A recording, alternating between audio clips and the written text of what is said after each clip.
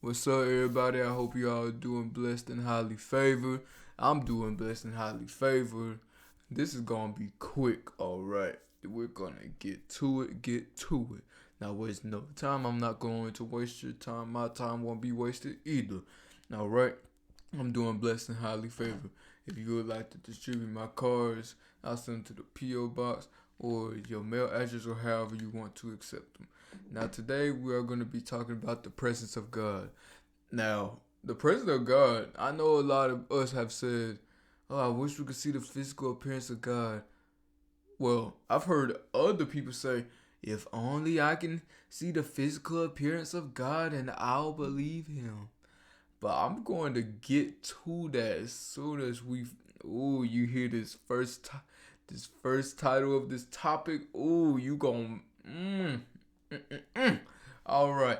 Anyways, the title, the topic, the topic. All right, it's called presence of God. All right. Now you hear this subtitle, the first subtitle. We cannot handle the physical appearance of God. That's why have I don't some of y'all, for the ones who have read the Bible, you understood when Moses went to Mount Sinai and he came back down. He spent all them days with the Lord. His face was so bright that he had to do a veil over his face. So I'm telling you, if he didn't have a veil over his face, oh wait, the Israelites still wasn't able to see Moses' face, even with the veil on. They were blinded.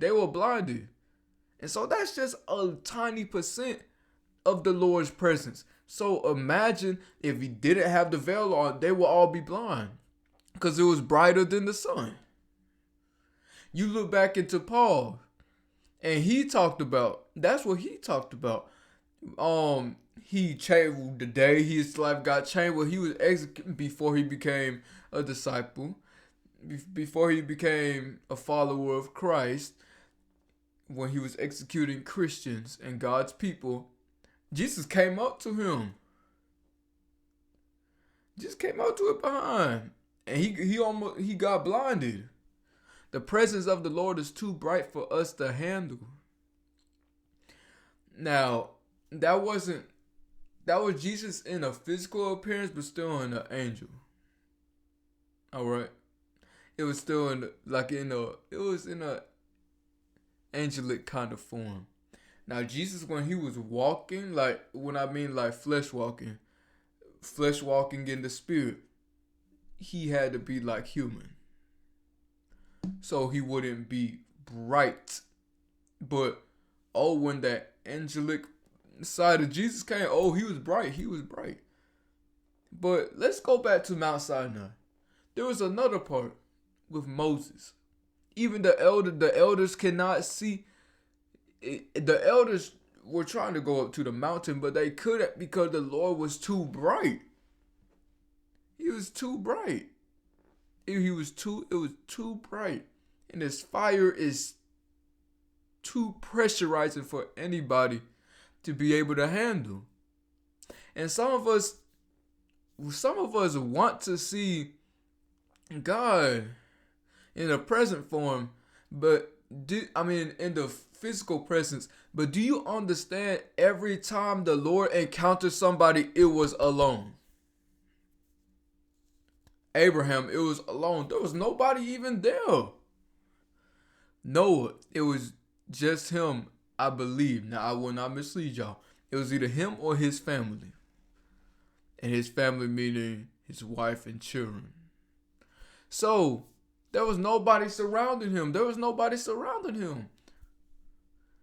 And the thing is, why would God, if God is trying to show his physical presence to you, why would he show it in front of everybody else? Because then everybody's going to believe in the Lord. He can believe in the Lord Jesus Christ and the Holy Father just because they finally see it. And that's not fair to the Lord, because people they'll believe it when they see it. And so That's why the Lord not going to show himself to everybody until it's ready. Until Jesus comes down again. To divide once again. This is going to be the final departing of God's children and the devil's children. So, we cannot handle the physical presence of the Lord. And it took me some time to think about this. I couldn't just talk about this message without thinking about it. I had to sit back and think about, why can we not see your presence? Because although I have faith in the Lord regardless of seeing his presence or not, I still wish I used to wish to see his presence. I mean, cause it'll be a nice encounter. You'll be like, oh shoot, Lord, there you are. Oh man. I'd be laughing and crying at the same time. You feel me? I'll be laughing and crying at the same time. If I saw the Lord in the physical form just pop up, like, I'll be shocked, laughing, and crying at the same time. I'll be like, wait. But we can't handle the physical appearance of God because it's so bright. It's so bright. In Revelations, it said that in the New Jerusalem, there won't be a sun won't be necessary. Sun and stars won't be necessary because it'll be the glory of the Lord that will shine everywhere. So therefore, if it said that in Revelations, what makes you think that we can handle the physical appearance of the Lord? Thank you. No, I said a lot there because I've heard a lot of people say, hey, I don't believe in the Lord because I can't see him. You can't see love, can you? You can't see love, but you believe in it, don't you? You ask somebody who's in love, what one feature do you love about the person the most? They won't be able to answer that. Because you can't explain love through words. You can explain how they feel through words, but you can't explain love through words. So it's funny, y'all believe in relationship love, but y'all won't believe in Jesus love. It don't make sense. Because at first, the funny thing is, I thought I wouldn't have the right words to talk about this. But I'm glad God came into me and had the right words to say. Because it's all making sense now. When I was young and I wanted to have a nice encounter, not a good encounter, and I just wanted to see the Lord, I'd be like, oh, it'd be cool. Now I realize, hey, no, one, you gotta be by yourself in order to get the encounter of the Lord, because then everybody's gonna start false believing just because of the physical works. Number two, we can't handle it. Like, only very few were able to handle the Lord shine. Only a few. So for somebody who is listening and say, I'd have more faith if I could see him, here is your message. Number two, you know what? I don't pretty much explain number two with my spiritual emotions. Because my second one was his spiritual presence is amazing. But I already just spoke about that. I spoke about it like, when it came to this topic, I just ran through how I felt. Because this gonna shock most of y'all. Sad thing is, not everybody gonna even be listening to this, but cause my second subtitle was his spiritual presence is amazing. Now this is different, okay? This is different. His spiritual presence is amazing, yes. Do you understand? People be jumping and hollering and shouting and crying and screaming and laughing all at the same time, all having the same emotions by the spiritual presence. So what makes you think that we won't do the same when we see his physical appearance? I jump and shout and I scream and I yell and I holler in the name of the Lord. I rejoice and exalt his name just by seeing his spiritual presence. So imagine if I was to see his physical presence. People, y'all would call me loco. Y'all would call me crazy, loco, cuckoo, dodo.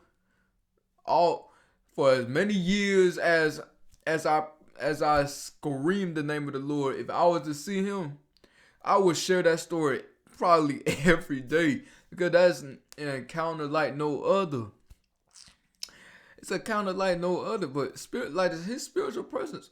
I feel his spiritual presence all the time, and I just start getting joyful. So if I just start getting joyful just off of his spiritual presence, and the thing is, he gives me his presence, but if God was to give you all of his presence, you wouldn't be able to live your everyday life. Because think about it, the Lord just came at me 150%. I wouldn't be able to do what I'm doing because his spiritual presence and his physical presence, his mental presence, his verbal presence, his spiritual presence, and his physical presence is too much for us to bear, that he only gives us a limited amount. Because we can't handle it. Nobody can. I just think it's awesome. I think it's awesome, like, ooh, magnify his name. Ooh. Oh my gosh. Ooh. Y'all can feel my emotion in this. Yes, I know y'all can. Cause I'm still smiling just a little bit. But that whole time I was just smiling. So, gosh, like, come on, guys. Get on the wave, man. Get on the wave. I just talked about the second subtitle just for a little bit, because, like, I pretty much talked about the second subtitle in the first subtitle. But that's okay, because when you express about the Lord, that's just what happens. Like, for example, you'll say, okay, 1, 2, 3. And next you know, I'm going to do 1 and 3. Boom, then leave 2 for last. Or boom, do 1 and 2. Extend it. And do 3 for a little bit. That's how it is. There is no set time limit for my videos. I try to reach for 15. Sometimes I try to do less than 20. But hey, if my mind just keep on going, I'm not going to stop my mind. You feel me? But, all right, let me start number 3. We are the walking presence of God. So the whole time we're wanting to see the physical presence of God, but he wants us to be the physical presence of him. Yes, we are supposed to be the walking presence of God. Yes, of course God could show up and walk here if he wanted to. Jesus could walk down here if the Lord allowed him to. Technically, they can both do that. They can be like, hey son, you ready to go? Father, I've been ready. They can just walk down here, march down here every day. Every day, any second, not get hurt or harmed or ever be in danger, of course. So they could do that, but then people will start believing once they see it. So instead of doing the physical presence of themselves, they say okay, for Jesus, brothers and sisters, spiritual brothers and sisters, for the Lord is the children. So children / brothers and sisters, we are all supposed to be walking presence of the Lord. Through us is how people believe. If I never seen a Bible and I've never seen people exalt about the Lord, how would I be able? The only way I would be able to believe in the Lord if he comes into my head. There's no other possible way to believe in something. If I didn't have somebody preach it, if I didn't have somebody first preach it, because in order to learn something, you don't have to see it, you must understand it. There's a difference between seeing and understanding. You can understand with your mind. So if it's like a mere telepathical feeling over the Lord. If I didn't have somebody express how good the Lord was. Because think about it, that's not a visual. Because I don't know what the Lord did in their life. I know how, even though they went through dirt and hell, that they still that they still praising the name of the Lord. So I'm like, okay, the Lord must be somebody I can trust. Let me try the Lord out. Then boom. Once you take that first step, that's when things get better. Or you stop doing all that drinking, that smoking, and that cussing, and and having constant relationships, and having and doing other things to fulfill your pleasure and need, and you decide to actually step to God, to God's reign. You follow under God's reign. Then you will be able to understand. Hey, I didn't have to do all that this whole entire time. Like, hey, I didn't have to do that. I didn't have to see the works that God did through people. I believed it. I listened, I understood, I tried it for myself. Now that I tried it, I am now a leader. So now I lead the sheep, I lead the people. All it takes is one step of faith. It takes one step of faith. Even the faith of a mustard seed. You see how tiny a mustard seed is and how big that tree is. Woo. That's how it can be with the Lord. Cause one faith coming to a second step. One goes to two, two goes to four, four goes to eight, eight goes to 16, and so on and so on. It starts with one step of faith. That's all I had to do. All I had to do was just try one step of faith. I was like, okay, I would try one more time. I would try just one step. You can even call it testing the Lord if you want to. Okay, I'll test the Lord. Oh, he didn't let me sink. Okay, I'm still walking on the water. Okay, let me try 2 steps. Oh, I must have got lucky. 1, 2, 3, 4. Oh, hold on. I'm not falling. Next thing you know, you take 8 steps. Then the 16, next thing you know it, you were able to jog with it. You were able to jog. You were able to jog the steps of faith. Steps of faith, yeah. Next thing you know, you getting 128. All right? You getting 128, guys. And then, I don't know what's next. What, 256? I don't know. I believe it's 256. It's practically a sprint. Practically a sprint right there. You get like 512. Boom, you had a whole marathon of a leap of faith. And I hope y'all got this message because I loved this message. All right. I love y'all. Hope you took this in. It's funny because y'all won't get this. Y'all won't get this video until 1-2 weeks later because it's the 22nd I'm recording this. So, dang. Anyways, my bad for that shake.